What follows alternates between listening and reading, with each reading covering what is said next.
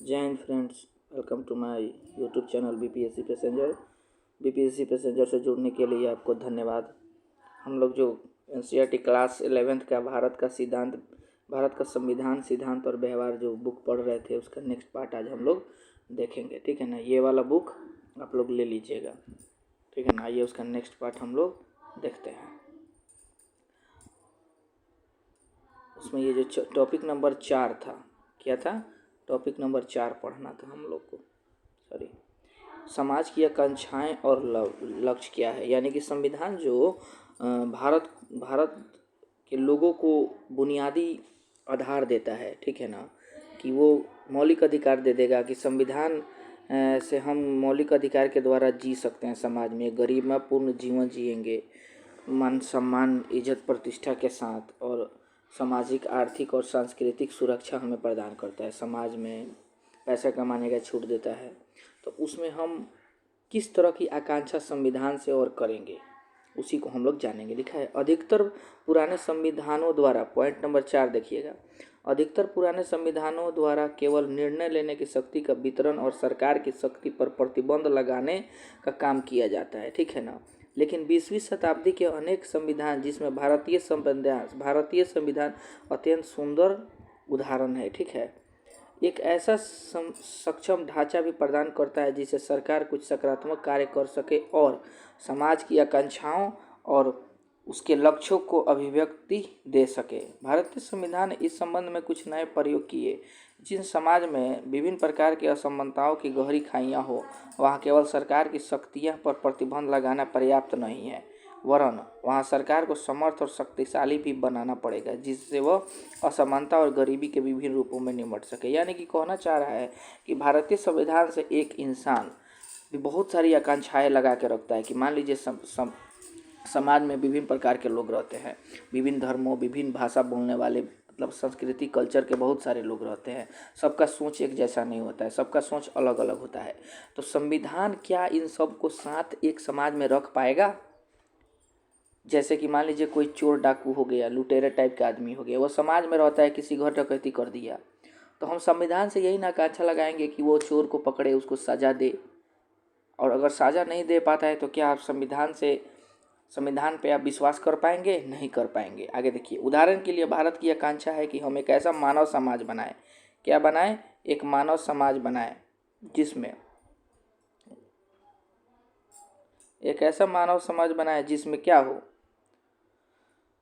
जातिगत भेदभाव ना हो। यदि हमारे समाज की आकांक्षा है तो हमें सरकार को इतना समर्थ और शक्तिशाली बनाना पड़ेगा कि इस लक्ष्य को प्राप्त करने के लिए सभी आवश्यक संग्रह नहीं हो, सभी आवश्यक चीज़ों को पूरा किया जा सके, आवश्यक कदम उठा सके। जैसे कि दक्षिण अफ्रीका, देखिए यहाँ पे दिया है दक्षिण अफ्रीका।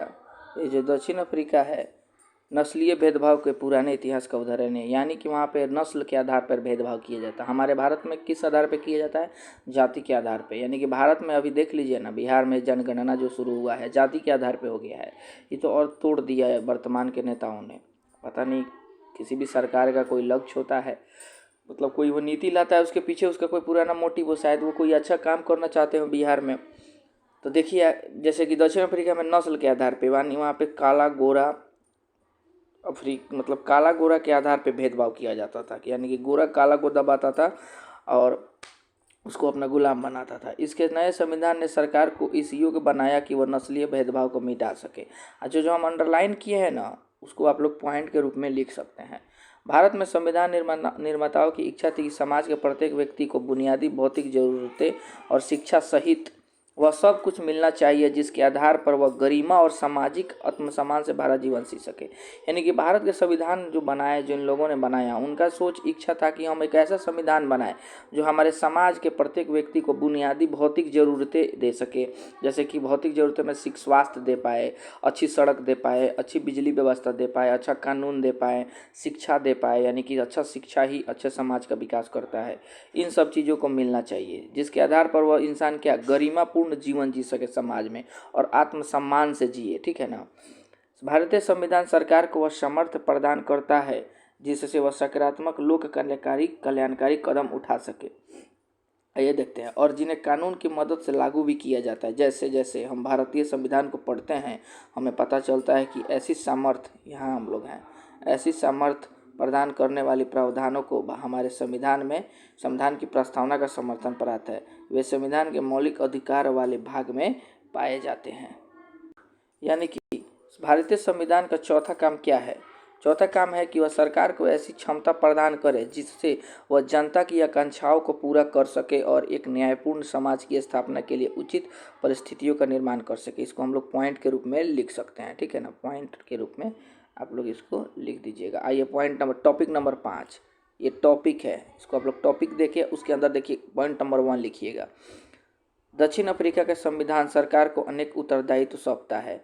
वह सरकार को पर्यावरण, यहाँ हम जैसे सब शुरू में देखिए, संविधान सरकार की शक्तियों, यहाँ है, संविधान सरकार की शक्तियों को नियंत्रित करने वाले नियमों और कानूनों का ही नाम नहीं है, बल्कि वह सरकार को ऐसी शक्तियाँ भी देता है जिससे वह समाज की सामूहिक भलाई के लिए काम कर सके।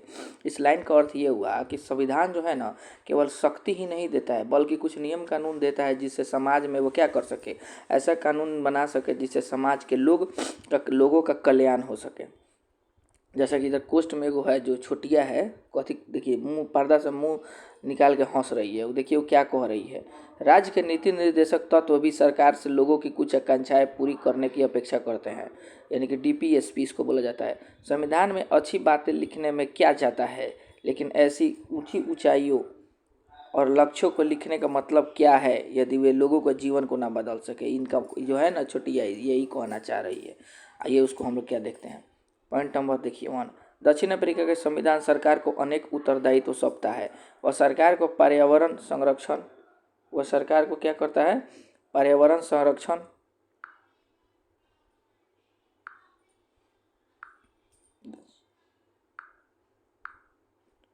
वह सरकार को पर्यावरण संरक्षण को बढ़ावा देने, यानी कि आप अपने आसपास समाज में क्या करें, साफ सफाई बना के रखें, और क्या स्वच्छता मिशन जैसे मोदी जी चला रहे हैं उसका सहयोग कर सके, और अन्यायपूर्ण भेदभाव से व्यक्तियों और समूहों से बचाने का प्रयास करें। जो असामाजिक तत्व होते हैं हमारे समाज में, जिसको हम लोग आम भाषा में, गांव के भाषा में लुटेरा, डाकू, डकैत जो भी बोल सकते हैं, और पॉलिटिकल साइंस के भाषा में उसको असामाजिक तत्व बोला जाता है, यानी कि जो समाज में रहने योग्य नहीं है। उसके बाद आइए देखते हैं, सरकार धीरे धीरे सभी के लिए पर्याप्त आवास और स्वास्थ्य सुविधाएं उपलब्ध करा दी है। आवास पहले क्या था, आपको इंदिरा आवास मिलता था, उसको बदल के पीएम आवास योजना कर दिया गया है, यानी कि बीपीएल से नीचे या गरीब जो होता है उसको पीएम आवास योजना के तहत घर बनाने के लिए आर्थिक सहायता प्रदान की जाती है। ये सब बुनियादी है, ये डीपीएसपी में पढ़ना है, ये राज्य के नीति निर्देशक तत्व में आता है, ठीक है ना। इसको आप कानून रूप से इसको आप लोग नहीं मान सकते हैं। ये सरकार का मन होगा तो देगा, नहीं मन होगा तो नहीं देगा। जैसे इंडोनेशिया की सरकार की जिम्मेदारी देखिए क्या है, वह राष्ट्रीय शिक्षा व्यवस्था बनाए, यानी कि देश में ऐसी शिक्षा व्यवस्था बनाए जिससे देश के लोगों का विकास हो सके, उनके दिमाग को उच्च स्तर पर सोचने के लिए मजबूर किया जा सके, उसका संचालन करे। इंडोनेशिया के संविधान यह भी सुनिश्चित करता है कि सरकार गरीब और अनाथ बच्चों का देखभाल करे, यानी कि गरीब और अनाथ बच्चे जो हैं उनका देखभाल भी किया जा सके। ये पॉइंट नंबर 6 हम लोग देखते हैं। आखिर पॉइंट नंबर 6 देखते हैं, ये रहा। आखिर और शायद सबसे महत्वपूर्ण बात यह है कि संविधान किस समाज की बुनियादी पहचान देता है। इसका अर्थ यह है कि संविधान के माध्यम से ही किसी समाज की एक सामूहिक इकाई के रूप में पहचान होती है। इस सामूहिक पहचान को बनाने के लिए हमें इस संबंध में कुछ बुनियादी नियमों पर सहमत होना पड़ता है कि हम प्रशासन कैसे होगा और शासितों में कौन कौन से लोग होंगे, यानी कि कैसे हम लोग पे लोगों, मतलब हम जो संविधान बना रहे हैं उसमें कैसे लोग संविधान में चुनकर जाएंगे और वह किस तरह से भारत के लोगों पे या अपने राज्य के लोगों पर शासन करेंगे। संविधान बनाने से पहले हमारी अनेक प्रकार की पहचान या अस्मिताएं होती हैं, लेकिन कुछ बुनियादी नियमों और सिद्धांतों पर सहमत होकर हम अपनी मूलभूत राजनीतिक पहचान बनाते हैं। दूसरा, संवैधानिक नियमन एक ऐसा विशाल, ये पॉइंट नंबर दूसरा देखते हैं, संविधान को प्रचलन में लाने का तरीका, यानी कि संविधान को बना तो लिया गया लेकिन उसको देश में लागू कैसे किया जाए, यानी कि उसको प्रचलन में कैसे लाया जाए, ठीक है ना। आइए देखते हैं। इसका मतलब है कि कोई संविधान कैसे अस्तित्व में आया, किसने संविधान बनाया? प्रश्न देखिए किया जा रहा है। उनके पास इसे बनाने की कितनी शक्तियाँ थीं? अनेक देशों में संविधान इसलिए निष्प्रभावी होते हैं। निष्प्रभावी माने कि बन तो गया लेकिन चल नहीं पाया। क्योंकि वे सैनिक शासकों या ऐसे अलोकप्रिय नेताओं के द्वारा बनाए जाते हैं जिनके पास लोगों को अपने साथ लेकर चलने की क्षमता नहीं होती है। यानी कि ये संविधान जिस देश में लागू नहीं हो पाया वो ऐसे लोगों द्वारा बनाया जाता है जो क्या लोगों को पसंद नहीं होते। अब सीधा सा बात है, आपके घर में कोई ऐसा नियम बना दिया जाए जो 5 गो लोग को पसंद हो और 10 गो को नहीं पसंद हो, तो क्या वो नियम कानून घर में चल पाएगा? नहीं चल पाएगा। 10 गो लोग विद्रोह कर देगा कि ना भाई नियम ना चलिए, घर में नियम ठीक नहीं है। तो क्या जो घर के गार्जियन होंगे बड़े बुजुर्ग उस नियम को चेंज करेंगे, या तो उस चेंज करने वाला को बताया जाएगा कि अच्छा अच्छा नियम बनाइए। वही चीज़ है, देश में अगर अच्छा नियम नहीं बनेगा तो क्या वो चल पाएगा? देखिए नहीं चलेगा। तो इस टॉपिक नंबर 8 का पॉइंट नंबर ये है, विश्व के, देखिए अंडरलाइन किए हैं, पॉइंट नंबर 1, विश्व के सर्वाधिक सफल संविधान देखिए भारत, दक्षिण अफ्रीका और अमेरिका के हैं। पॉइंट नंबर 2, ये ऐसे संविधानों के उदाहरण हैं जिन्हें एक सफल राष्ट्रीय आंदोलन के बाद बनाया गया। पॉइंट नंबर 3, भारतीय संविधान को औपचारिक रूप से एक संविधान सभा ने दिसंबर 1946 और नवंबर 1949 के मध्य बनाया, पर ऐसा करने में उसमें राष्ट्रीय आंदोलन के लंबे इतिहास से काफ़ी प्रेरणा लेनी पड़ी। और ये बस इतना ही इसमें पॉइंट लिखना है। आगे देखिए, राष्ट्रीय आंदोलन में समाज के सभी वर्गों को एक साथ लेकर चलने की विलक्षण क्षमता थी। संविधान को भारी वैधता मिली क्योंकि उसे ऐसे लोगों ने बनाया जिनमें समाज क्या था, समाज में अटूट विश्वास था। जैसे हमारे महात्मा गांधी थे, जवाहरलाल नेहरू थे, भीमराव अम्बेडकर थे, अल्लादी कृष्णा स्वामी अय्यर थे, सरदार वल्लभ भाई पटेल थे, और भी बहुत सारे लोग थे जिन्होंने क्या किया, डॉक्टर राजेंद्र प्रसाद समाज को बनाया। और उस समय के लोग इन लोगों को बहुत मानते थे, चाहते थे। काहे कि इन्होंने अंग्रेजों से आंदोलन कर कर भारत को क्या किया, आज़ाद किया, मुक्त किया। अंग्रेज बहुत अत्याचारी थे। सीधा सा बात है, आप कोई अत्याचार करता हो उसको कोई हटा दे तो क्या कीजिएगा, उसको लोग ज़्यादा मानेगा कि हाँ भाई इसको हम कोई कैद से मुक्त किया है। वैसा ही था, क्योंकि उसे ऐसे लोगों ने बनाया जिसने समाज का अटूट विश्वास था, जिनके पास समाज के विभिन्न वर्गों से सीधा संवाद और उनसे सम्मान प्राप्त करने की क्षमता थी। संविधान निर्माता लोगों को यह समझने में सफल रहे कि संविधान उनकी व्यक्तिगत शक्तियों को बढ़ाने का कोई साधन नहीं है। यही कारण है कि संविधान को भारी वैधता मिली, यानी कि भारी बहुमत मिला। संविधान का अंतरिम प्रारूप उस समय की व्यापक राष्ट्रीय आम सहमति को व्यक्त करता है। आगे देखिए नेक्स्ट पॉइंट देखिए, छोटुआ देखिए क्या सोच रहा है। लोगों को जब यह पता चलता है कि उनका संविधान न्यायपूर्ण नहीं है तो वे क्या करते हैं? ऐसे लोगों का क्या होता है जिनका संविधान केवल कागज पर ही होता है? तो जैसे हमारा नेपाल का संविधान हो गया, म्यांमार का संविधान हो गया, और कुछ सऊदी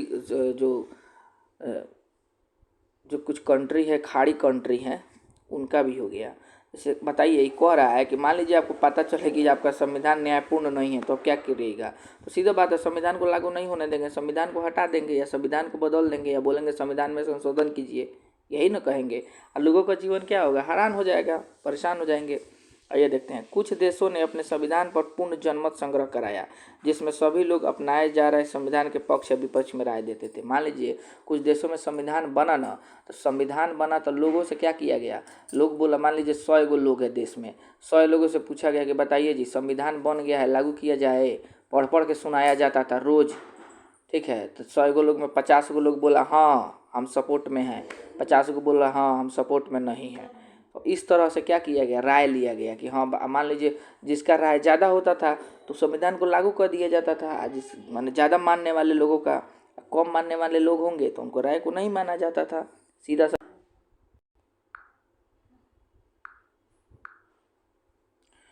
संग्रह नहीं हुआ है, लेकिन इसे लोगों की ओर से प्रबल शक्ति प्राप्त थी। यानी कि हमारा जो संविधान है ना, उसमें जनमत संग्रह नहीं हुआ है। काहे कि यहाँ उस समय के जब संविधान बन रहा था ना, लिखा रहा था, तो उस समय जो लोग थे भारत देश में, उनका बहुत ज़्यादा विश्वास था किस पे, जो संविधान निर्माण करने वाले लोग थे। तो काहे ला संग्रह किया जाए? मान लीजिए आप पे किसी को ज़्यादा विश्वास हो तो आप उससे कहिएगा कि हमको सबूत दो, क्या किया, विश्वास किए हैं उस पर, क्योंकि ये बहुत ही लोकप्रिय नेताओं की सहमति और समर्थन पर आधारित था और लोगों ने अपने प्रावधानों पर अमल करके उसे अपनाया। अतः संविधान बनाने वाले बनाने वालों का प्रभाव भी एक हद तक संविधान की सफलता की संभावना सुनिश्चित करता है। आइए हम लोग देखते हैं नेपाल का संविधान, पॉइंट नंबर 10। नेपाल के संविधान निर्माण की प्रक्रिया। संविधान बनाना कोई आसान और सुगम काम नहीं है। नेपाल संविधान बनाने की एक जटिल प्रक्रिया का उदाहरण है। सबसे पहले 1948 के बाद नेपाल में 5 संविधान बनाए जा चुके हैं।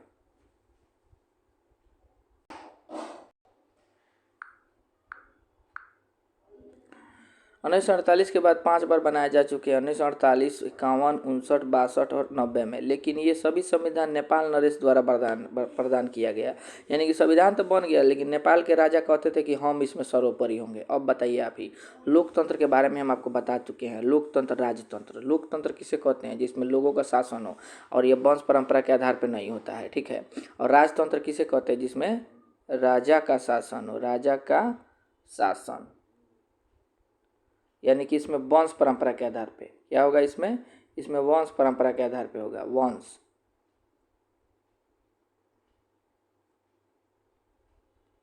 राजतंत्र में वंश, यानी कि राजा का बेटा राजा बनेगा, वो इसमें से हटा नहीं रहे हैं। और हम लोकतांत्रिक संविधान बताएंगे, तो बताइए ना, लोकतंत्र का परिभाषा बदलने जाइएगा।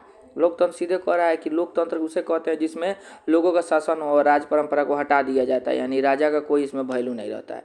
लेकिन इसमें क्या कह रहे हैं? नेपाल राजा खुद को हटा नहीं रहे हैं, जिसके चलते इसमें 5 वर्ष क्या किया गया? 5 वर्ष संविधान बनाया गया। 1990 में संविधान द्वारा बहुदलीय लोकतंत्र की शुरुआत की गई, पर अनेक क्षेत्रों में नरेश के पास अंतिम शक्तियाँ बनी रही, यानी कि सबसे ज़्यादा शक्ति अपने लगे राजा रख रहे हैं। पिछले वर्षों में नेपाल में सरकार और राजनीति की पुनर्संरचना के लिए सशस्त्र राजनीतिक आंदोलन चल रहा था। उसमें प्रमुख मुद्दा यह था कि संविधान में राजा की भूमिका क्या होगी। नेपाल के कुछ सामूहिक राजतंत्र नामक संस्था को खत्म करने और गणतांत्रिक नेपाल के कुछ समूह क्या कहते थे? जो समूह थे वो राजतंत्र नामक, यानी कि राजा को हटाकर गणतांत्रिक सरकार, यानी कि लोगों का शासन टाइप का सरकार बनाने के लिए गणतांत्रिक राज्य बनाने के पक्ष में थे।